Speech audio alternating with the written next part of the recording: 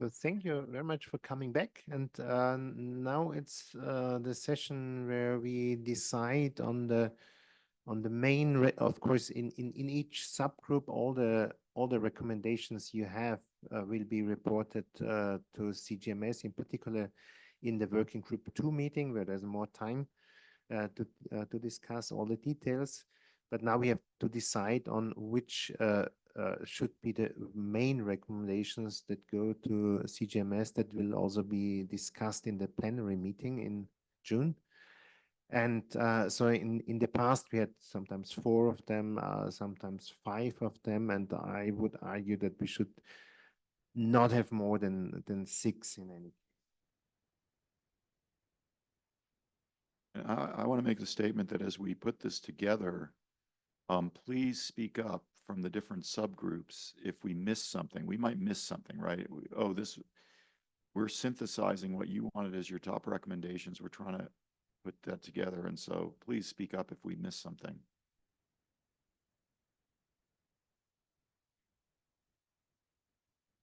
So let me ask this question. So for example, the first one here is risk of the system. That was just some words I threw together.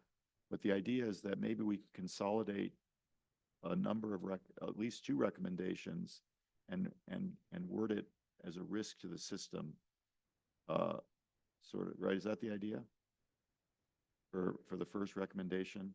So we can sort of combine NWP and climate and phrase it in terms of risk.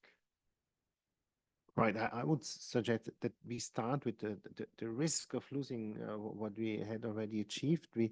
We make reference to the risk assessment, so we recall that CGMS is or should be aware, and also to the HLPP document where CGMS noted that they want to have 20,000 profiles in covering the globe and all local times. Right?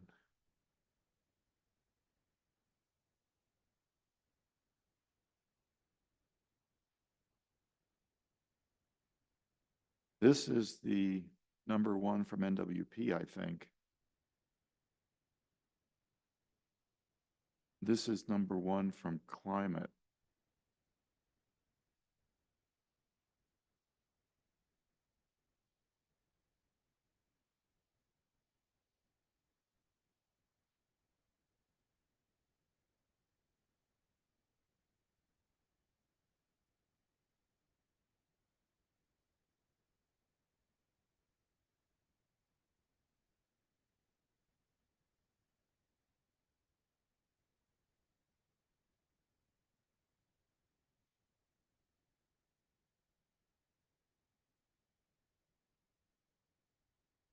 We had additional language that Rick had that we didn't get in here.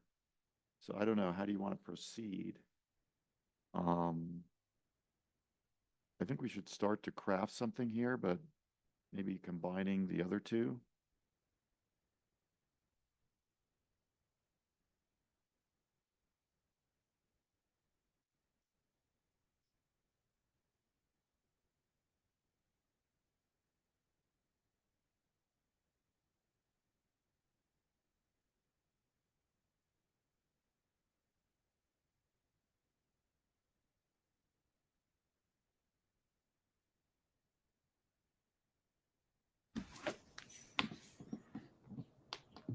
So maybe we formulate a first draft after the meeting, send this out, and then for comments and. I think that, yeah, we may come back with language, but the point is, first, we need to recognize the risk of losing even current capabilities, including low inclination orbit. And second point is that we would like to recommend to CGMS to maintain, no matter what kind of data resources are coming from, we need to treat all the data resources equally and maintain the current operational capabilities. I think that might be the major points. Maybe when you come back to look at the language and to see how we can make this language more feasible for the CGMS people. But I think that's 2 major points. Please let me know if you feel there's anything else you would like to add to this. So maybe the stability of the system could also be part of this.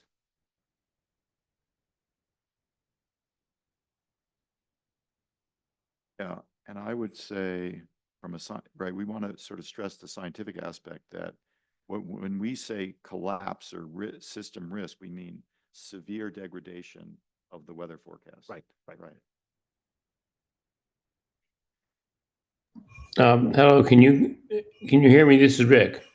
Yes. Oh, I sent a draft language to Wei and Christian and Neil and others this morning. Maybe they have it and could put that up. Okay, I didn't know whether that's the finalized, but I can share that. If I mean, it's just a somehow. draft. It does combine some of these things that have been mentioned. That first slide with a green recommendation.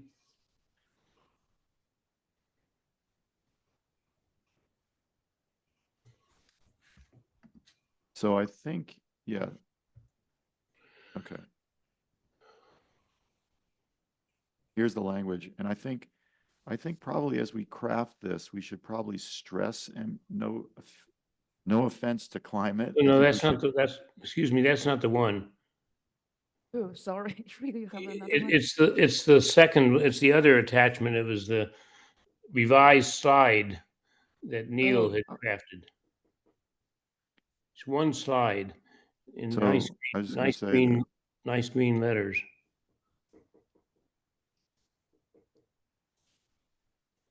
I think we should emphasize NWP first because that's CGMS, but we should also include the impacts of climate.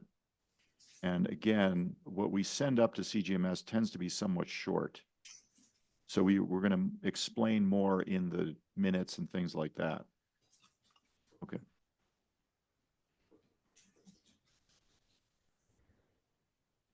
I'd like to make one point. I think one of the big successes of IROC over the last 2 or 3 years is that in this risk register that CGMS now has, lack of cosmic 2 is very high up. I think there are only 3 or 2 major risks and the cosmic loss is there.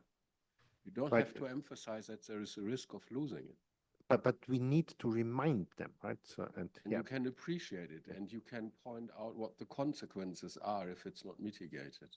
Yeah. But the risk has been recognized, which is progress. Right, and Right. it's dark red in this table, so this is really it's right there. Right. I agree with that. I agree. And I think we should just stress that the forecast will degrade. I think that's what the agencies respond to. They're heads of agencies. They don't want to be the head of something as things get worse. So yeah, but I agree. But yeah.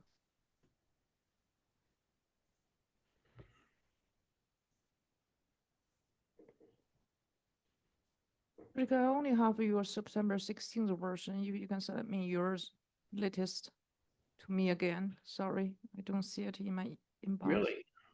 Okay, I can send it again. I'll send it right now. I don't know if I can put it up on my screen.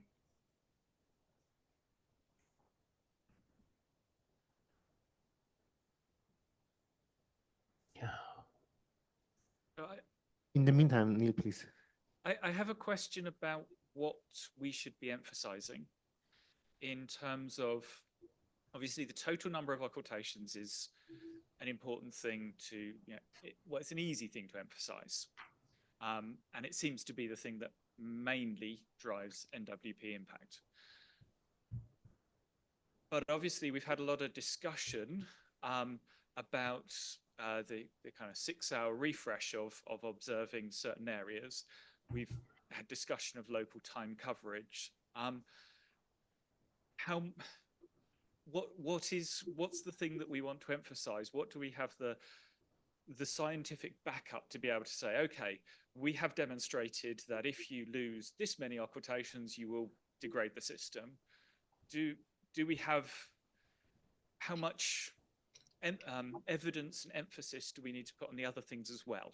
Because they matter too, but I'm not sure we know precisely how much they matter. So I would suggest to turn it around in the phrasing. So we need a constellation or a combination of satellite that covers the globe and local times with a decent refresh rate with at least 20,000 profiles per day. So because we had this 20,000 profiles already several times. It's also reflected in this high level priority plan. So it's there, including, so the latest inclusion was the local time coverage and the global coverage. So I think the best way is to have the requirements first and then the number after. So are you saying that, so for example, I think Neil's bringing up a really good point. In fact, it came up in some discussions here about NOAA sort of asking these questions because meeting the numbers is a lot easier than meeting the refresh. So the NOAA people are like, why? Well, so why is refresh important? You know, because I think in our current recommendations, we don't actually mention refresh. So probably we might want to mention refresh.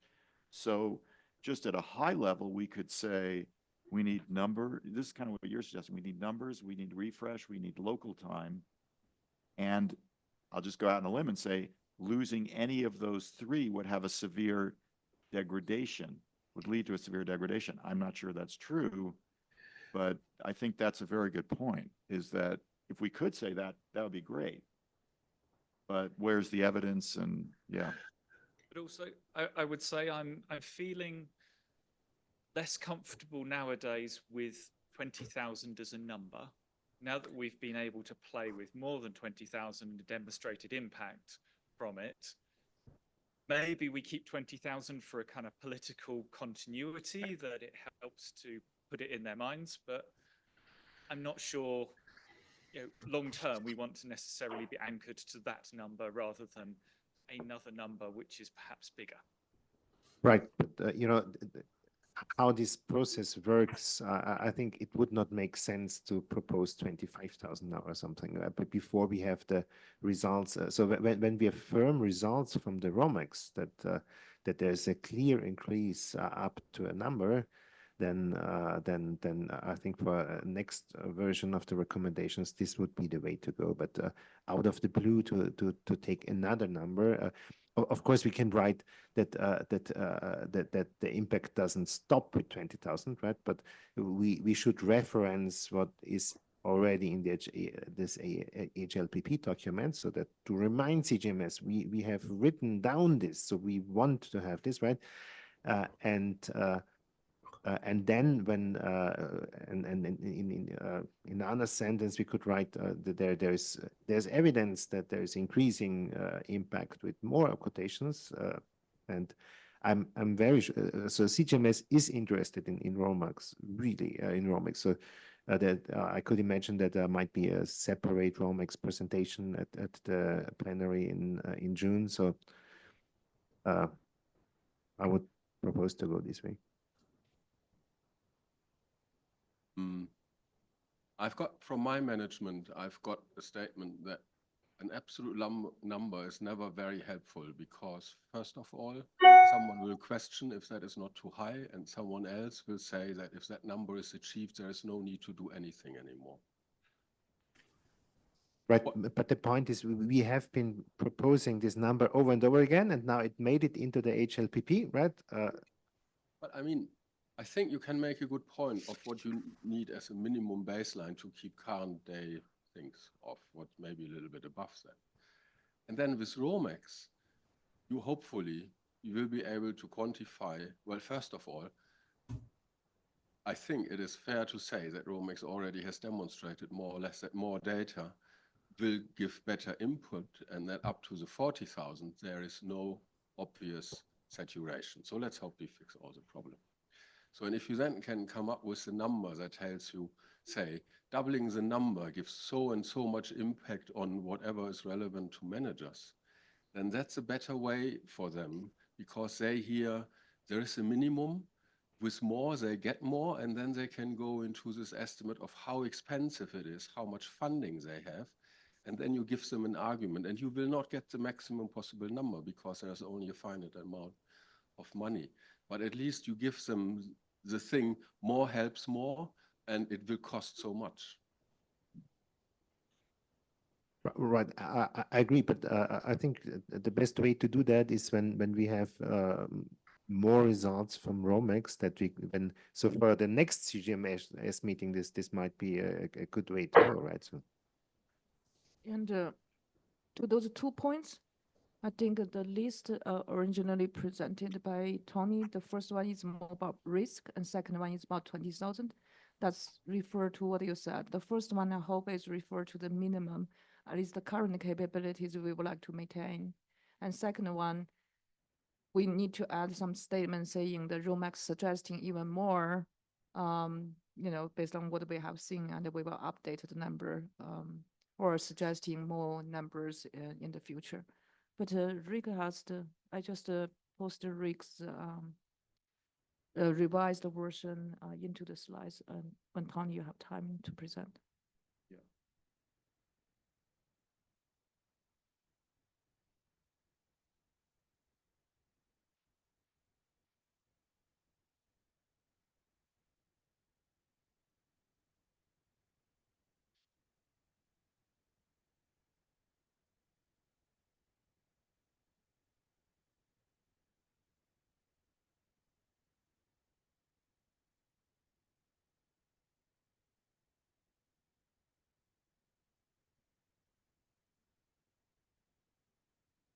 I think that's a good statement. I think that that last sentence we might want to remove.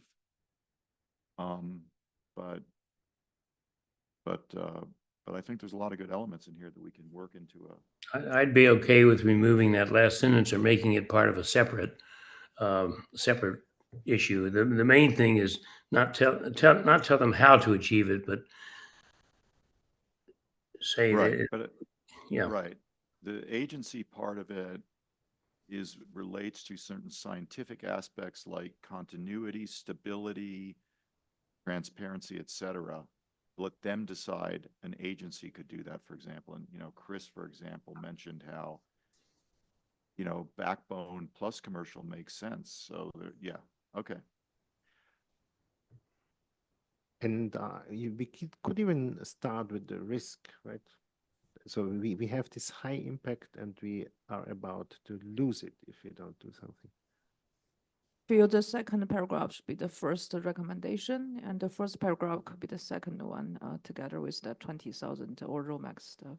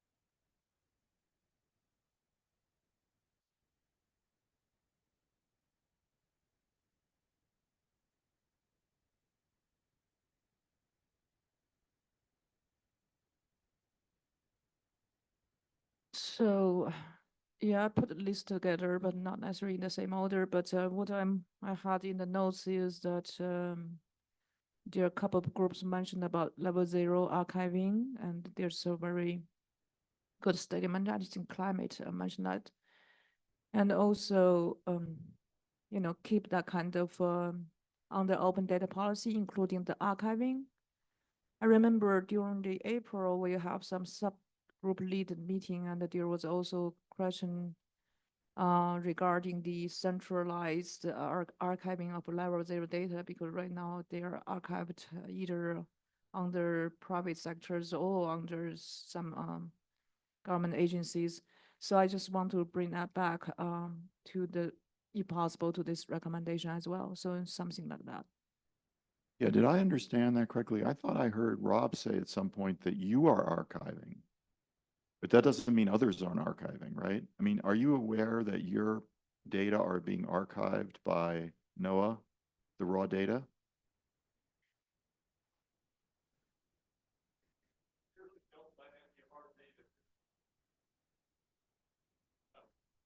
Clearly don't let any of our data disappear. We have an archive, an internal archive of all of our data. But what we're advocating for is government-run archives for obvious reasons, right? Right. And So- I will also make the comment that the NASA data buy, which is just starting because the evaluation process is just starting, we were quite surprised that NASA put the database on us. We thought we would be providing data to NASA and they would archive it for future purposes. And then at the last minute, we discovered, no, you've got to create the database. And it was a mad scramble because we weren't ready for that.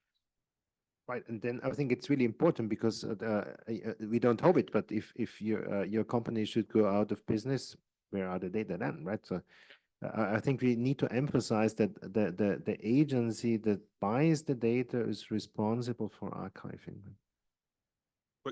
Quick clarification. So NASA is archiving what they have gotten from us internally. We are delivering directly to users under the evaluation program, but one of those users is NASA, who is archiving what has been delivered. We are also aware that NOAA is archiving everything we're delivered. But I think one of the points y'all are trying to make here is that there's data which was collected and is not in anybody's hands and is in the community's interest to collect all of the data for a whole record.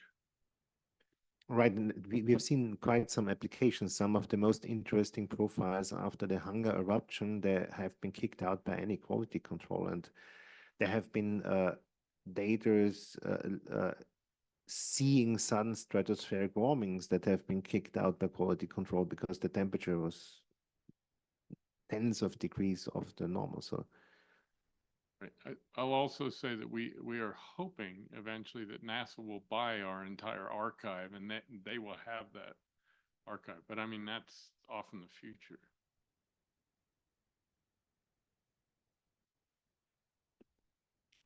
I think we all agree that this is also important, right? So, Yeah, I mean, the question is, we have a recommendation for data archiving. We've had one, so I guess we want to bring it up again. But I think if we bring it up again, we should state it's happening, it's not happening. Because if we keep bringing up the same recommendation over and over, I think there's something wrong with that, or something that implies nothing's happening, or.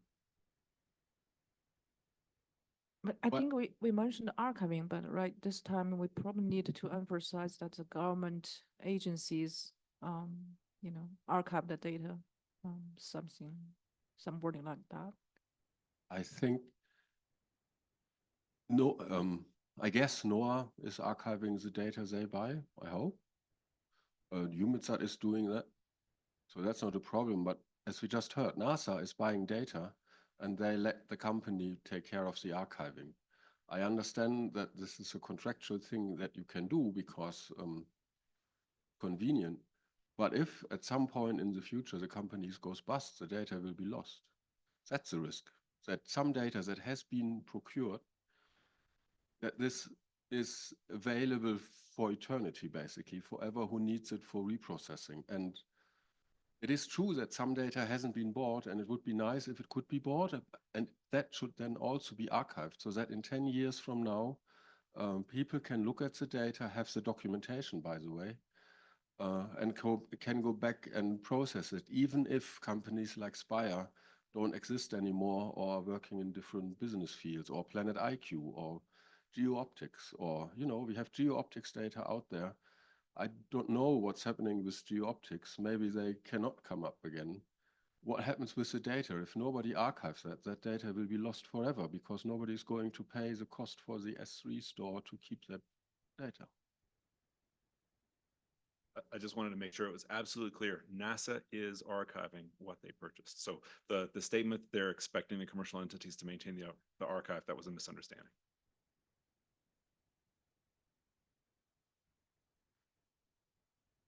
As we have it at the moment, we don't have any mention of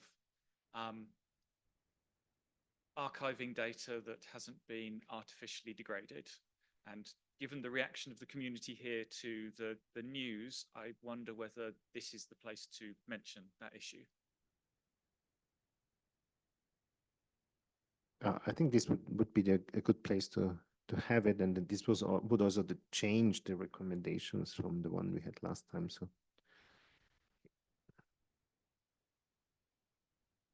Sorry, Neil, I forgot that part, but I agree with you. That's actually is one of my biggest concern. We should add that in there, and there's some similar statements coming from both NWP and the climate subgroups. We should insert those statements. I realize there's a lot of opinions about that, but I wanted to go back to I think there's a scientific rationale for that, right? I mean, I guess I think I saw this comment, or I had this thought before. You know, someone expressed it as, we don't like degraded data, but that's not a very scientific statement. So what are we saying scientifically about degraded data? Okay. I mean, a company, that's the whole idea of a commercial data buy, is you lose control of the data source. You are now dependent on the company to give you the data. And for example, we don't want it pre-filtered. We don't want it pre-selected, because from a climate perspective, that's not good. You could be pre-filtering data over the Andes, where there's more fluctuations from the gravity waves, and the profiles aren't as good, and you don't want to do that, for example. That's just one example. But what's the reason scientifically for not accepting, or I understand there's an emotional reaction to it, but what's the reason scientifically we don't want degraded data? I think it is that most researchers will access data that has been procured in some way, mostly by operational agencies, because they have the funding to buy data. And most research projects will not get enough funding to buy additional data if it's already available. So what that means is that the degraded data that is now archived by NOAA will stay there forever and will be used for many research purposes, because individual universities will not pay extra to Planet IQ to get that data. And if they are not in the US, they might not be able to get the NASA data. So there is a risk that people later on in research, in science, have no access to the high quality data that they should have gotten. And I think operational agencies, in the interest of the scientific applications, should strive to get the best quality they can buy. That's value for money. There is actually, in this procurement recommendations, which were written by NOAA, there is one statement which says value for money, and not as cheap as possible.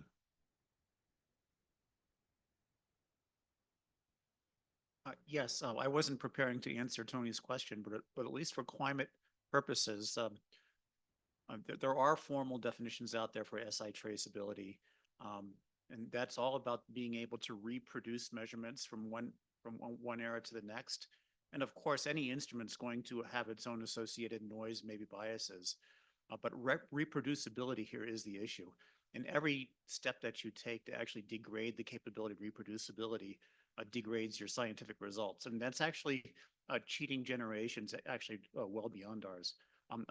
That's not really what I wanted to bring up here. But I wanted to ask, how do we have a formal definition here for what level 0 is? I know that that various instruments do have their own type of level 0, but I think we could go a long way by actually formally defining what that is.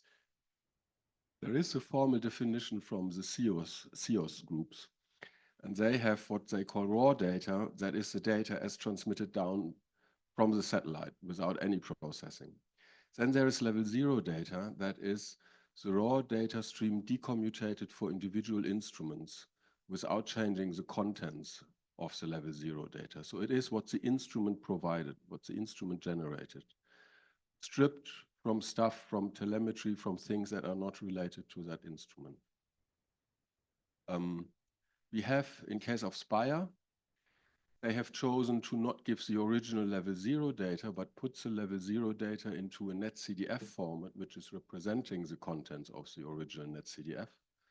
And because we don't get anything else, we have to trust them that they didn't make any modifications. So that is, to me, a level 0-like format. So actually, it might be useful to reference the COS definition in this, yeah. Tony, can I just bring up one component about Sure. a reason? You know, if Planet IQ degrades their SNR to 400 volts per volt, what is the impact of that? Well, there is the ability to sense the planetary boundary layer, which is a NASA decadal survey thing. It is being recommended, exploring applications for planetary boundary layer. And I think that having reduced SNR threatens that whole research and sort of development use. So that would be a specific example. Good point, yeah. And I think we should not just mention climate, but also, of course, it's related, but we should also mention that it's important to be able to reprocess the data for reanalysis, right? So that's another buzzword.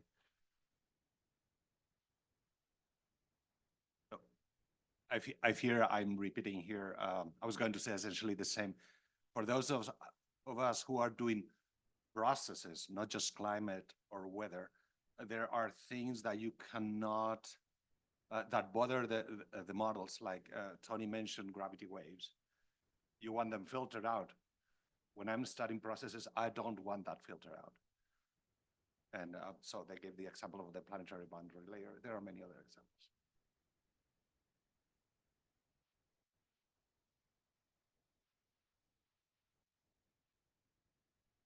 Right, so I think the message is pretty clear. What it seems like we've identified is the degraded data impacts research, future uses, et cetera. We're not saying that the weather forecast, I mean, it could also degrade the weather forecast, but that's what you can afford. But, okay.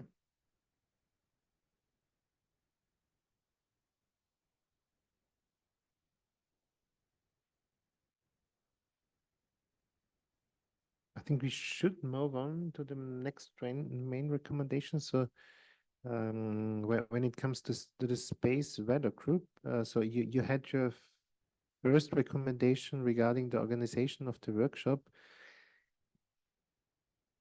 We believe that this is maybe not the most impactful. So would you agree with taking the ROMAX for space weather as a main recommendation? Too short.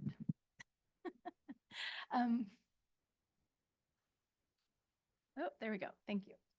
I think that makes sense, and maybe we can put some language in the rationale that about how much work there is in order to approach something of that scale to bring the capabilities up. And maybe we can start with something like, you know, that we recognize that the space weather requirements are distinct from the neutral atmosphere requirements, and that more work is needed to explore what's most beneficial for space weather.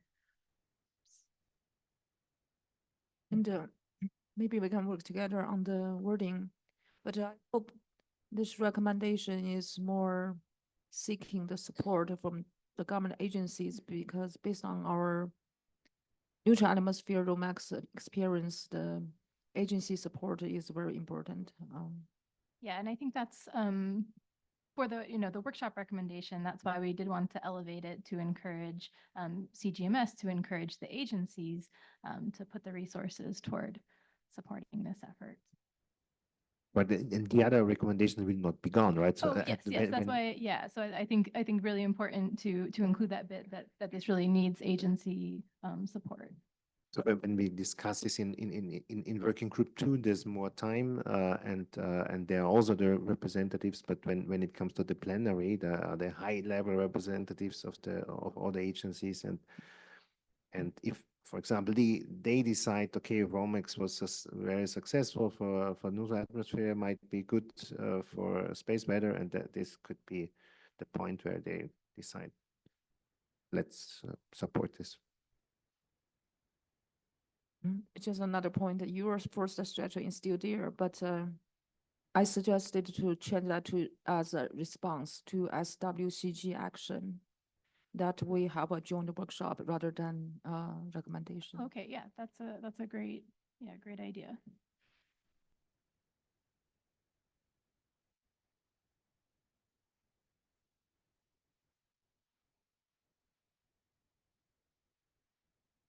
Yeah, so it's just phrased differently, but I think that will be in, basically it will be our two groups working together on this. So.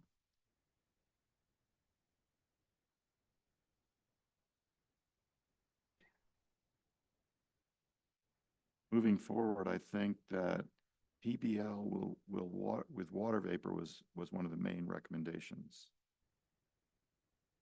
But I'm going to say again that I think we need to develop a use case. There was a lot of interesting detail on the innovation side. There was also statements from NWP and climate. So what I'm going to recommend is we develop at least a use case. I mean, Neil was sort of suggesting that, like, what do we do? Do we develop an operator? Do we, so I think we need to lay out a set of steps that the NWP folks should do to move forward the PBL assimilation. Does that make sense to people? And I don't think we can do it in real time here. I think we should have a little group that does that so that it's something very concrete, because that's what they asked us to do. So we could present it at CGMS. Here's a research plan. Here's a plan of steps that you can do to advance the ability to ingest PBL data. That seem reasonable? So that could be a recommendation here, along with a use case.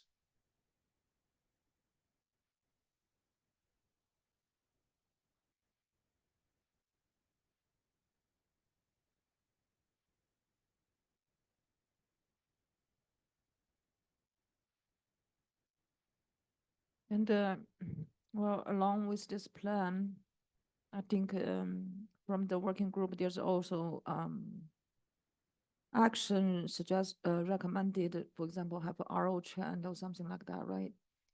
I don't know, maybe that could be part of the plan as well. And we list out the use case, we list out the actions we can take. And we recommend the CGMS to encourage or support this kind of actions.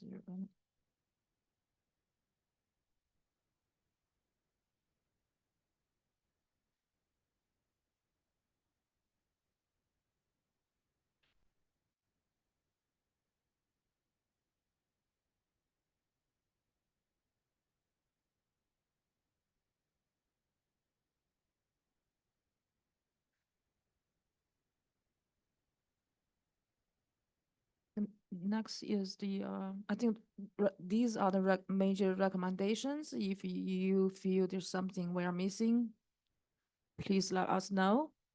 But right now, these are the major points we are going to phrase that as the major recommendation to CGMS. And there's another slide. Just to recap, this is the first one. Then we have 3 more here. And this is just an extra slide. And then here. Is that what you want? Okay. Based on what I heard, so I put 3 bullets there under best practices. The first one is upcoming. We haven't got that yet, which is PRO. I think Estelle is leading this effort. They would like to have some documentation about the path forward. And once it's available, we will share with the group, but that could be something going to best practice as well. And second one is a space weather. As I mentioned, there's internal recommendations, but I feel maybe once you got some conclusion as solid, we can have some best practice for space weather. And third one is more, we didn't include into recommendation, but I think it's very important.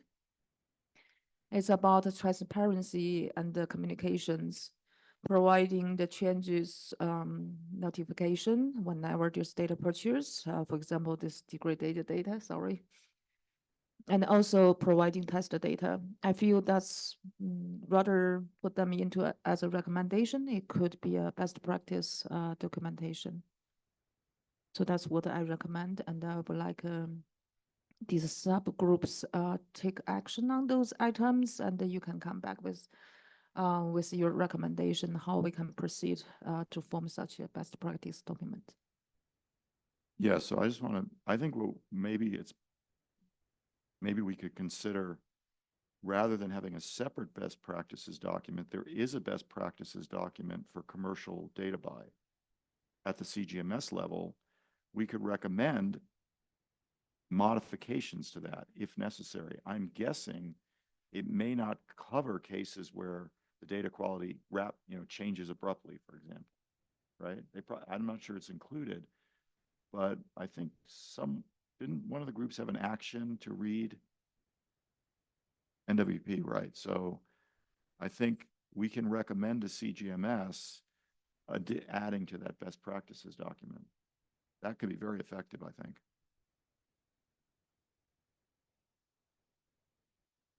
So I'm sorry, because you asked earlier about the earlier slides and then you jumped to this one. There is a general feeling in everything that somehow mentions commercial, that it seems to be an attack on commercial, and yet commercial data have added to what is out there. So my thought as I read those things is, can we somewhat rephrase, just changing prepositions to acknowledge that this is a common effort, that is not the ones against the others. There were, as I was reading, I've read different versions of these statements here, but for instance, if I read the black line, for instance, the rationale to this statement is that agency-funded missions can provide stable, continuous, long-term, traceable. I would just add the word currently, indicating that maybe there are some changes that are in the requirements to commercial missions that might make that might lower the risk, so that it doesn't sound as much as an attack on the commercial as saying we're not there.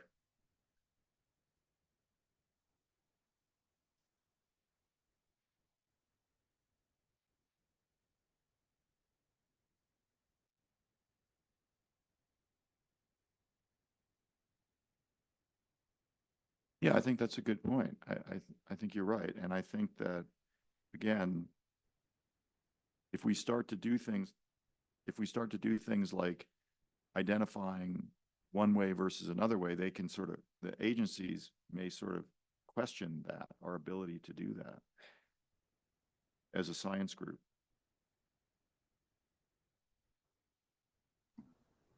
Anyone have thoughts on that? Well, one thing I was going to add on what you're saying about the best practices, the CGMS best practices. I don't know exactly how you say this and document this, but the commercial and this whole data buy is evolving. This whole weird business model thing is evolving and doing some odd things that maybe people didn't anticipate in the best practices document. And so I'm just saying we could maybe make some points about, like this whole adding noise to the thing because of the need to drop a price to be competitive. And I don't know, something that you can say, you have a narrative now that you can say that this thing is evolving and it needs, I don't know, it's evolving in ways that one may not have anticipated, and certainly the research community doesn't like. And somehow that, can help direct the best practices to try and stabilize the thing and produce better, high quality data in a stable manner. I'm just saying there's a narrative now that before it was all hypothetical how this might work, and now it's starting to actually happen, and you're getting some weird behavior as a result of that. Yeah, I think you're making the point that the agencies have an impact on the stability of the commercial market, and they could take that into account. Can I go back to that previous speaker though, in slide 2, before we let that go? I agree with those remarks. I'm not sure who it was that made them. I would take everything out. For this number one recommendation, it is important to focus on the one most important thing. And the one most important thing is don't go backwards. And commercial companies can help us with this. They can be part of part of the solution. So anything that detracts from that in our first recommendation should just be taken out and put later, or part of explanation or something, but take out everything, all of that small print, and in the achieving this via agency funded missions avoids the risk. That just detracts from absolutely the number one point, and that's don't go backwards. Right. Yeah. We'll wordsmith it. I'm Yeah. gonna try to I'm trying to figure out where's the strikeout font in this. How do you do a strikeout? And it is already noon, so we need to try to come to an end. Just to briefly respond, I didn't introduce myself. Manuel de la Torre, JPL. My comment is this is a common endeavor. It's agencies plus commercial. Yeah. Agreed.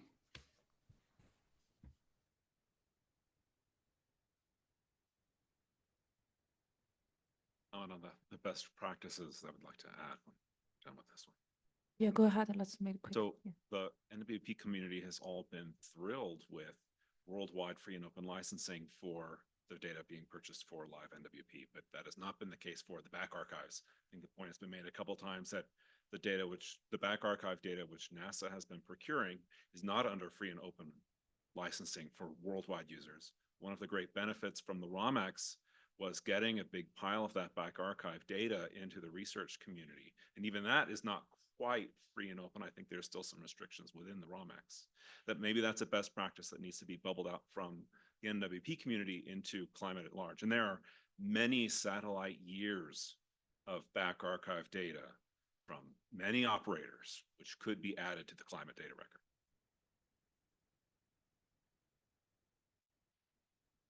I think Neil and Catherine, when you are considering your best practice, I would like to put that into your action, because I think you guys need to come back with the best practice document, and that many is a good suggestion.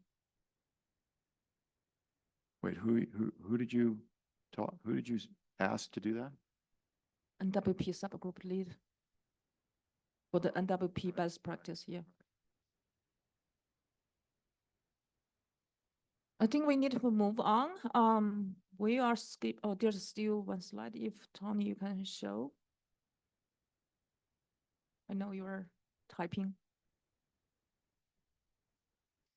So I can read directly. So the last slide. So there's something that are quick, not necessarily scientific stuff. I think we are not going through the IROC 11 planning anymore. Most people seems okay with the 2-year planning, but I would like to mention that we are subgroup mentioning we could have intermediate meetings, and we will leave that to your subgroup, and maybe we will have group lead meetings. We don't know yet, but that's possible, especially before CGMS. I think so. And if I remember, there's also proposal to have a ROMX conference workshop again, probably February-ish, and we will follow up on that. And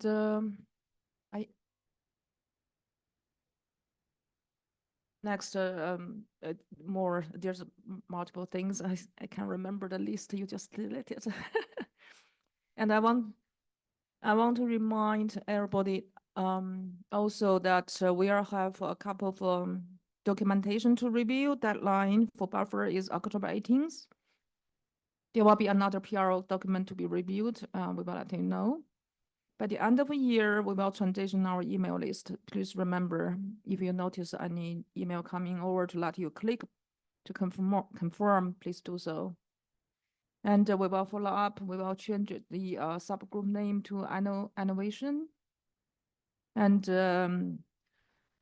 all the subgroup leads, please turn in your meeting minutes by October 18th. That's very important. I had a hard time last year and this year. Please do that as soon as possible. So I'll pass the floor to Wooly. Yeah, right. So for the pre-planning of RWG 11, so I have not heard about any other proposal to hold a conference. Is there? This would be the possibility to speak up. If not, then we would have our next meeting together with the OPAC meeting in Austria, Segal Castle, from September 10 until September, what is it, 16, 2026.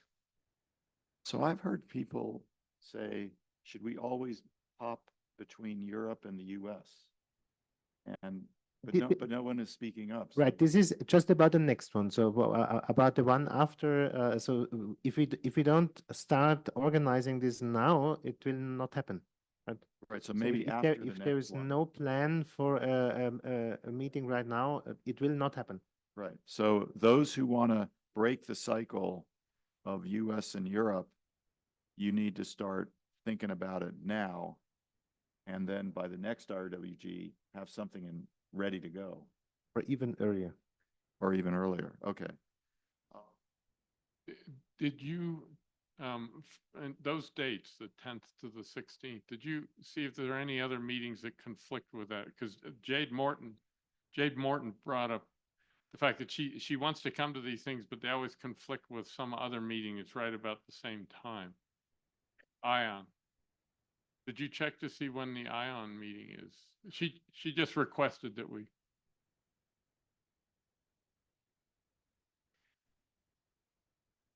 No, we have this one time window, and that's the only one. So we could look in 2027 if there. So, but that's the way how it works now, right? So you need to plan 2 years in ahead. And so, are we conflicting with ION then already?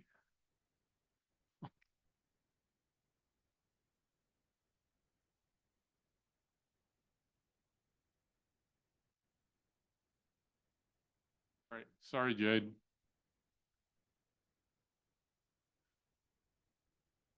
We have other topics. There's the JPL statement on refractivity, but let's forget that. There's the special issue. Panagiotis, you want to say a few words? Covered all that.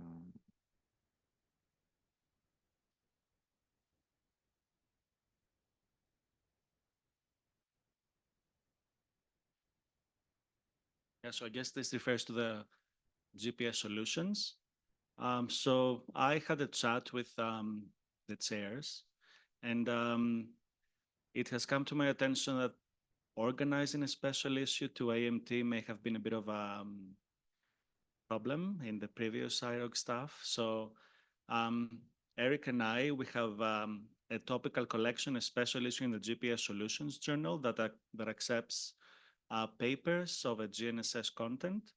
So if you're interested in submitting anything from the IROG workshop of this workshop to GPS Solutions, then we can talk. And Eric is an editor for the GNSS neutral atmosphere topical collection.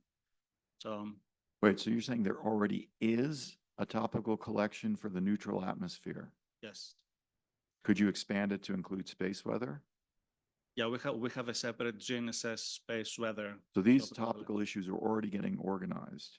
Yes. And so then I think people need to know when does the paper need to be ready? Because if it's already organized and the paper deadline is next week, that might not be so good. Oh no, it's you can submit your paper whenever you're ready. Like there is no deadline. So I would suggest that you write this as an announcement to the RWG group, so that everybody gets the. Okay, so I'm gonna send this to you.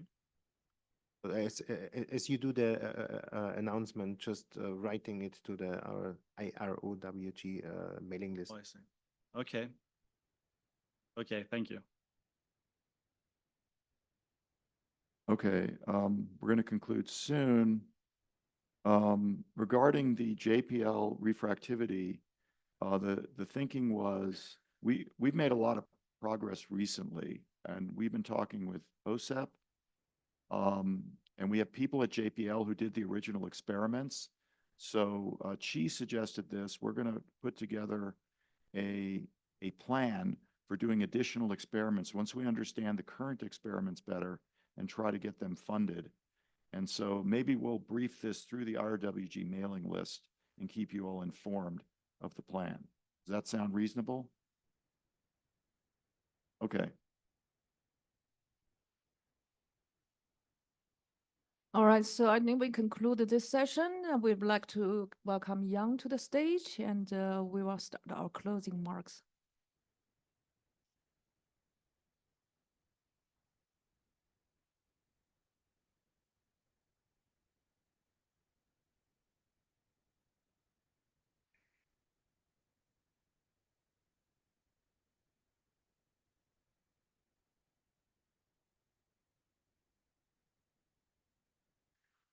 All right, well, we made it. It's Wednesday, just past noon, and it's been really great to have all of you here. I think it's been a just fantastic opportunity to listen to interesting talks and have a number of discussions covering a wide variety of topics. So I'll say for myself, I've really enjoyed having this workshop and having you all here, and I hope you all had a fun and interesting time as well. Let's see, why is that not going on? Oh, there we go. Okay, so there we are. So that turned out better than we expected. So that was a detail we didn't think through as much. Next time we'll have a ladder, I guess. But it turned out just fine. So there you all are. Again, I think we had certainly had more than 150 registrations, which is great, and including a number of students. And a lot of you came and had fun at Coors Field. That turned out pretty nice as well. So that's a nice photo, and I hope everybody had a good time and a interesting cultural experience there. So this is probably the most important slide for us anyways for this workshop. So we have a number of people to thank that have made this a great program. First of all, the event services staff here from UCAR who've been keeping us fed and watered and organized. We have a number of people, Araceli, Chelsea, Leah, Millie, Victor, Brian, and Fabian, and some of them are back there. So please give them a hand.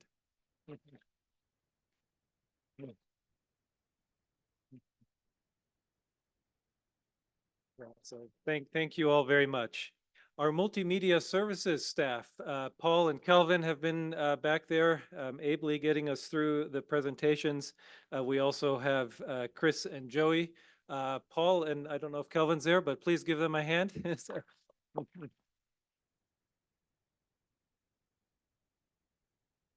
We have the admin support team supporting both Cosmic and JCSDA here. We have a number of folks, Aisha, Inkin, Cami, Leslie, and Shelley. They've put in a whole lot of work to make this go smoothly. Please thank them as well. Yep. Thank you all so much. And we'll try to not bother you as much for at least a week on things. We have a small organizing committee. I think you know us. And we also have the IRWG chairs and rapporteur, and they have all been working with us on this program and various aspects of it for the past few months. So again, give them a hand as well, and us.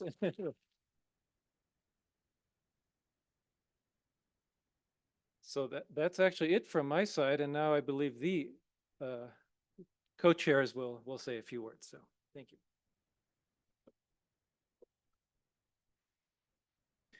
Right. I know that the local organizers always have the lion's share of all the work. So a big thank from my side for doing that. And meanwhile, I know this will be coming back to me in 2 years from now. So you will see how this works out. And thank you very much for all the very interesting presentations, for the good subgroup recommendations. So I hope that we can again make some impact at CGMS and And right, it's great to be part of this community. It's not just the presentations; it's also the talks in the evening during lunch breaks. And I'm looking forward to seeing you again in Austria in 2 years from now.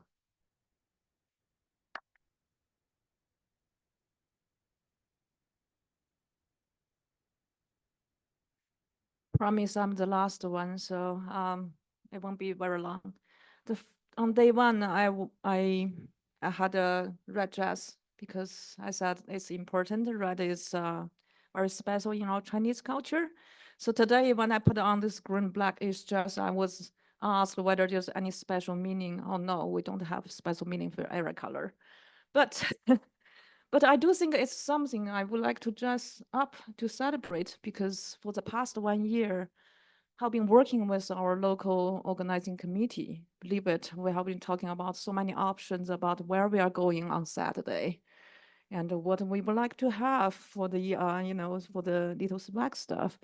Besides how we can arrange and accommodate so many people coming into Boulder. It was not an easy journey, but it was also a very special experience for me because now I understand what Wooly said last time. After the Iraq night, he said, okay, I need a break. So me too. But anyway, I think, we put all this effort together because we want to let all the scientists, all the engineers, all the policymakers, all the agencies, all the private sectors coming together. And I feel this is very special compared with some other big meetings because in this meeting, we can talk interactively, and we are not really fighting against each other. And for me, that's very special, and I have been very enjoying that's happening to this community. And I also would like to give my thanks to our sponsors. Sorry, it's a bit long. UMassSat, Muon, NASA, NSF, NOAA, Planet IQ, Skycraft, Spire. They all contributed to this meeting and many fun events or, your great food, etc. coming from the sponsorship. And I hope in the future you will continue to do that. So thanks again for all the great presentations, posters. Thanks for all your valuable comments, inputs. And I hope to see you soon in the next 2 years, but also, a lot of meetings in between. Thanks again. And that's it. Have a good day and a good trip back. Thank you.